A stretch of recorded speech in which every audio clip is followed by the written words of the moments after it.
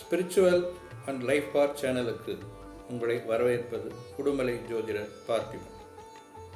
இந்த வீடியோவில் அடிப்படை ஜாதகம் பார்ப்பது எப்படின்னு கொஞ்சம் பார்க்கலாம். அடிப்படை தெரிஞ்சுக்கலாம். உங்கள் ஜாதகத்தை நீங்களே கொஞ்சம் பார்த்துக்க இந்த விஷயங்கள் உதவும். ராசினா என்ன, லக்னம்னா என்ன, இதை பார்க்கலாம். இப்போ கோயிலுக்கு போகிறீங்கன்னா ஜென்ம நட்சத்திரம் உங்களுக்கு தெரியும், ஜென்ம ராசி தெரியும், அர்ச்சனை பண்ணுறதுக்கு அதான் கேட்பாங்க, சொல்லிடுவீங்க. லக்னம் பல பேருக்கு என்னன்னு தெரியாது. ஜென்ம ராசி தெரியும், ஜென்ம நட்சத்திரம் தெரியும், லக்னம் தெரியாது. அதனால் கொஞ்சம் அடிப்படையை இதெல்லாம் பார்த்துக்கலாம்.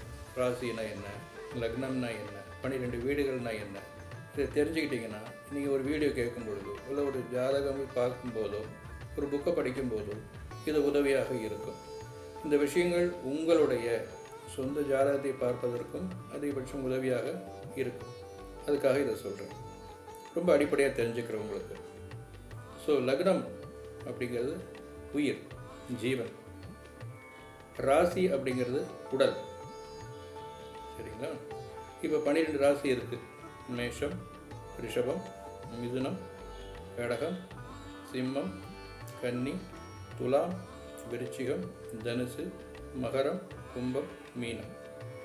இந்த 12 ராசிகளில் எந்த ராசியும் யாருக்கு வேண்டாம்னா லக்னமாக வரலாம், ஜென்ம ராசியாகவும் வரலாம்.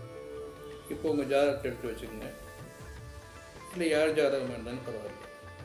லா அப்படின்னு எந்த ராசியில் எழுதப்பட்டிருக்கோ அந்த ராசி லக்னம். உதாரணத்திற்கு மகர ராசியில் லா அப்படின்னு எழுதியிருந்தால் மகர லக்னத்தில் பிறந்தவர் என்று அர்த்தம். சந்திரன் எந்த ராசியில் வேணால் இருக்கலாம். இப்போது மகரத்தில் லா அப்படின்னு எழுதினால் அது மகர லக்னம். கடகத்தில் சந்திரன் எழுதியிருந்தாங்கன்னா அப்போ கடக ராசி. அப்போ அவர் பிறந்தது மகர லக்னம், கடக ராசியில் பிறந்தார் அப்படின்னு அர்த்தம். சரிங்களா?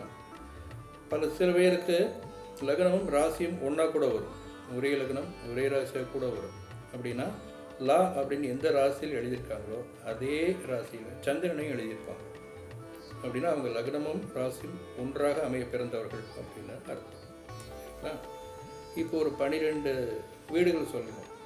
லக்னத்தை 1ஆம் வீடாக வச்சுட்டிங்கன்னா கிளாக் வைஸாக அதுக்கடுத்த ராசி 2ஆம் வீடு, அடுத்தது 3, 4, 5 அப்படியே 12 வரைக்கும் 12 வீடுகள். சரி, இந்த லா அப்படிங்கிற லக்னம் முதல் வீடு. இது ஜாதகரை குறிக்கிறது. 2ஆம் இடம் தனஸ்தானம், பாகிஸ்தானம், குடும்பஸ்தானம்.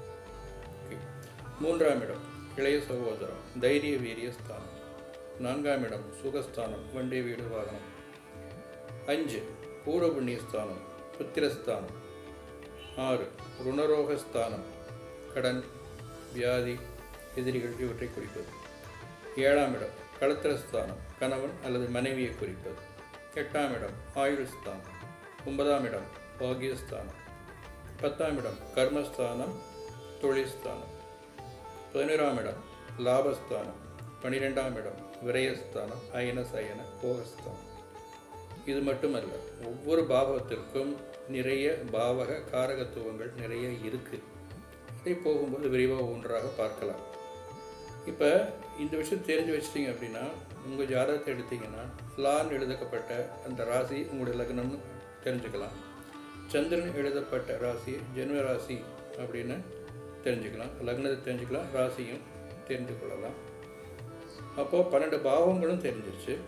இதை பற்றி யாராவது வீடியோவோ ஒரு புக்கை படிக்கிறீங்களோ, யாராவது ஜோசியர் சொல்கிறார் அப்படின்னா அவர் 2 கூடையவன் 12 இருக்கிறான் அப்படின்னா அதுக்கு என்ன அர்த்தம்?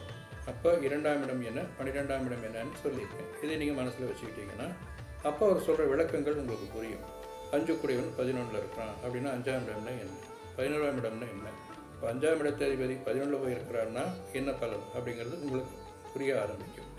இது உங்களுக்கு அடிப்படையை ப்ராக்டிஸ் பண்ண உதவியாக இருக்கும். உங்கள் ஜாதகங்களை நீங்களே பார்த்துக்கிறது கொஞ்சம் உதவியாக இருக்கும். சரிங்களா? நல்லது. அடுத்த வீடியோவில் ஒவ்வொரு பாவகத்தை பற்றியும் இன்னும் நுணுக்கமாக ஆழமாக பார்க்கலாம்.